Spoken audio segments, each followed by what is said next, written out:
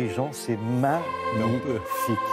Ah, vraiment, vous soignez votre entrée. Hein. Voilà, il faut. Alors curieusement, on ne va pas parler de l'Angleterre, du tout de la Grande-Bretagne. God Save the Queen qu'on entend, c'est une chanson française, une musique, du moins qui était composée en France. Pardon, ça a été composé pour la récupération de Louis XIV qui avait été opéré d'une fistule anale. Donc on a composé une musique qui est après devenue God Save the Queen, mais là, je parle de la musique Louis XIV. Pourquoi ? Parce qu'on va parler des rois. On va parler mieux que des rois, on va parler des reines. Magnifiques les reines.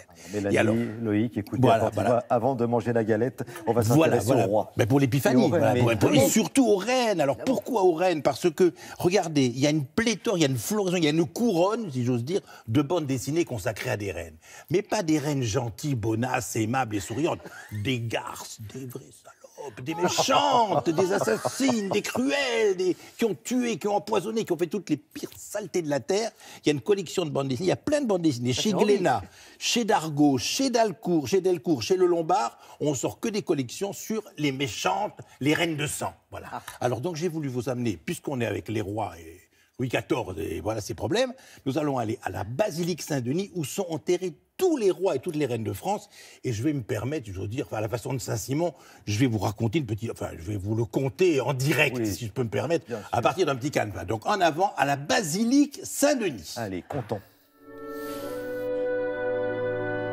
Il est donc une sorte de cimetière des éléphants à ciel ouvert, une nécropole de monarques, un sanctuaire de rois et de reines à Saint-Denis, dans la basilique. Ont été mis en terre côte à côte, coude à coude, les restes de tous les souverains et de toutes les souveraines du beau royaume de France. Plusieurs de ces statues, taillées telles des rêves des pierres, sont devenues aujourd'hui des créatures de papier, des héroïnes de bande dessinée. Ainsi, Frédégonde, la mérovingienne, femme de Chilpéric, fille d'un couple de serfs cruel et avisé, adepte du meurtre et de la torture, précipitée au bas du trône sur lequel elle serait ajustée de par la grâce de ses ébats voluptueux. Rivale haineuse et haïe de Brunehaut, elle fait oxyre dans les albums 2 reines, un roi, 2 princes et un évêque, et reste une reine franque, pas franche, mais branque. Voilà. Ainsi, Jeanne de Bourgogne, petite fille de Saint-Louis, devenue reine de France en épousant Philippe VI de Valois, boiteuse, signe à l'époque d'une méchante malédiction qui portait la guigne tout alentour, elle régenta le royaume avec vigueur et rigueur, effrayant les petits-enfants et les foules sentimentales en ne cessant jamais de claudiquer avant de périr, punie, emportée par la peste purulente. Ainsi, Anne de Bretagne, épouse de 2 rois, Charles VIII et Louis XII, sur le toit, ici on la voit sur le toit de son tombeau en marbre de Carrare, sacrée reine, mais c'était un ange, une fine mouche en politique, avisée, elle entretient des musiciens, elle a fait beaucoup de choses dans la vie de bien, et elle fut une reine presque parfaite, et le cérémonial de ses funérailles a régenté jusqu'à la dernière reine de France, la procession funéraire qui les menait au tombeau. Voilà. Et puis ainsi, alors Catherine de Médicis, duchesse florentine, jeune bénévole, qui épousa Henri II et qui, loin des massacres religieux, des fioles à poison, commença en pratiquant la liberté de conscience pour les protestants. Elle avait le cœur tout blanc et des griffes aux genoux, et elle a commencé à bâtir de nombreux châteaux. Elle était jeune, mignonne et gentille.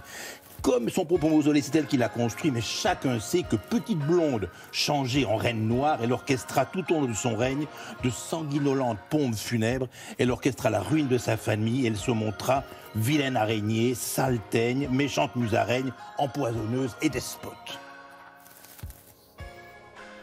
Alors, ses petits cousins, les Bourbons descendants de par la cuisse gauche de son gendre Henri IV, donc, connurent des aventures politico-sentimentales agitées. Alors on voit ici, regardez, Marie-Antoinette d'Autriche, figée telle un aspic en sa gelée, est-elle aussi sertie et servie dans un album un peu figé et respectueux d'une légende qui l'auréole en reine martyre, en mère brisée, en étrangère mise à mort et à laquelle on a coupé le cou.